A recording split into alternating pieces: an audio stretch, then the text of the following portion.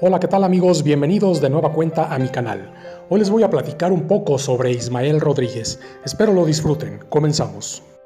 Cuando escuchamos hablar sobre el nombre del director y productor Ismael Rodríguez, se nos viene en automático la figura del ídolo de México, Pedro Infante, ya que para Ismael no hubo mejor época que la mancuerna que realizara con el carpintero de Guamúchil.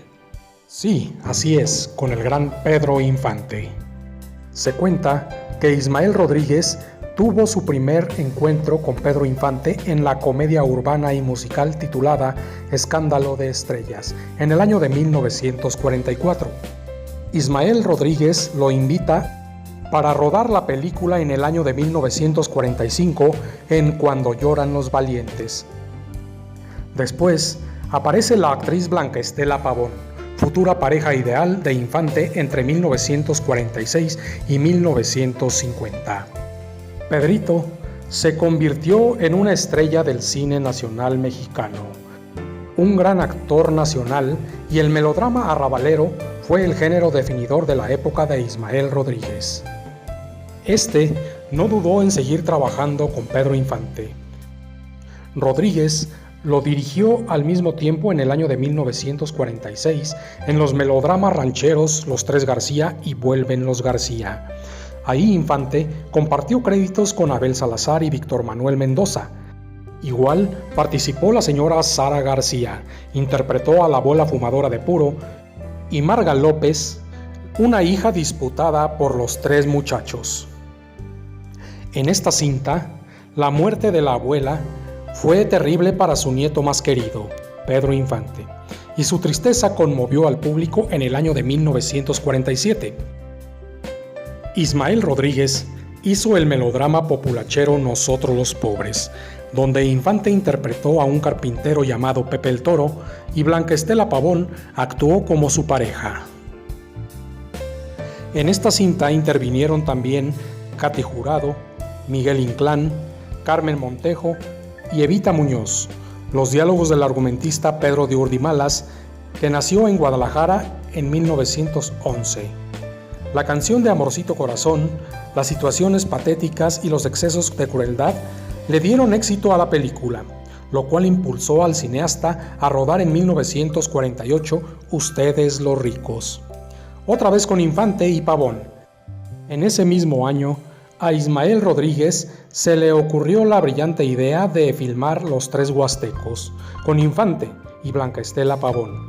Pedro Infante protagoniza tres personajes que son hermanos: un muchacho belicoso de Tamaulipas, un cura potosino y un veracruzano capitán del ejército mexicano. Para el año de 1949, Ismael Rodríguez filmó también al mismo tiempo La Oveja Negra y No desearás la mujer de tu hijo, con Fernando Soler como un arbitrario padre norteño y Pedrito como su hijo. Al año siguiente, realiza la siguiente película a colores titulada Sobre las olas. Pedro Infante hacía el papel de Juventino Rosas. Se vendría también la cinta Las mujeres de mi general, un melodrama donde actuaría Pedro Infante, Lilia Prado y Chula Prieto. Las películas mencionadas fueron producidas por la firma Rodríguez. Hermano Roberto Rodríguez también dirigió a Infante en tres cintas. Las comedias rancheras Dicen que soy mujeriego en el año de 1949, con Sara García de abuela otra vez del héroe. El seminarista en el 49, en la que Infante renuncia a la vida religiosa para casarse con Silvia Derbez. Y el melodrama más triste para Pedro Infante, a principios del siglo XX, en la película titulada La mujer que yo perdí, en el año de 1949, donde se reunió por última vez Pedro Infante y Blanca Estela Pavón. Recordemos que la actriz murió en ese mismo año en un accidente de aviación, y esta película fue tristemente la última de la pareja. Ismael Rodríguez de nuevo obtuvo éxitos con sus comedias melodramáticas A toda máquina y ¿Qué te ha dado esa mujer? En el año de 1951, donde trabajó al lado del gallo Giro, Luis Aguilar, en los papeles de dos alocados agentes de tránsito. Luego, en el año de 1952, seguiría con dos tipos de cuidado, trabajando al lado del charro mexicano Jorge Negrete.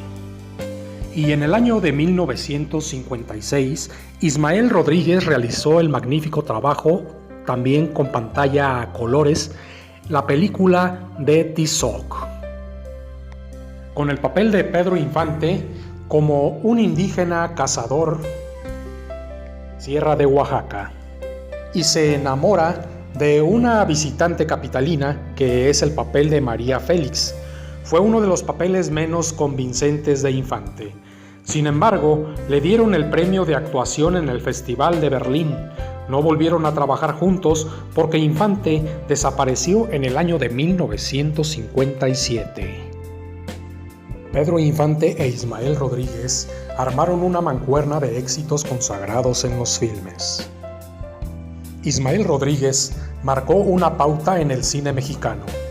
Sus películas plasmaban el México de los años 50. Tocó trabajar como extra, actor, guionista, sonidista y al final como director. Ismael Rodríguez fallece el día 7 de agosto del año del 2004. Y gracias a la experiencia adquirida, Ismael Rodríguez logró dirigir a grandes actores nacionales y extranjeros, como lo fueron Pedro Infante, a quien pronto convirtió en un ídolo mexicano, María Félix, Dolores del Río, John Carradine y hasta Toshiro Mifune, actor predilecto del director japonés Akira Kurosawa. El hijo de Ismael Rodríguez se refiere a su legado que dejó. Está en sus películas, pero informó que existen 8 guiones inéditos que escribió y que quería que se dirigieran.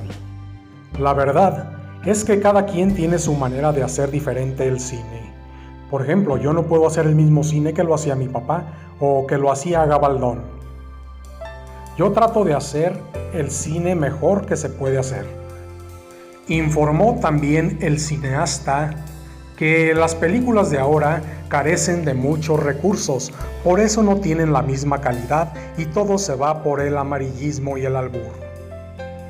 Comentó el cineasta que los guiones que dejó su padre deben adaptarse y modernizarse, pero casi están listos para realizarse, aunque necesitamos dinero para llevarlos a cabo, explicó Rodríguez Jr.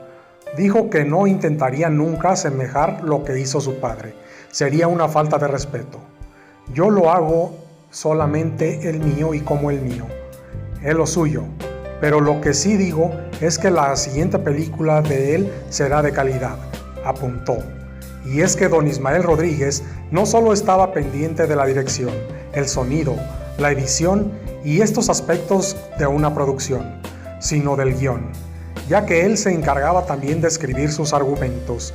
Decía, era lo mejor que sabía hacer. El argumento para cine tiene que crear buenas situaciones, crear un buen clímax y un buen desenlace. Y bien amigos, con esto llegamos al final de nuestra emisión. Espero lo hayan disfrutado tanto como yo. Nos vemos en el siguiente video.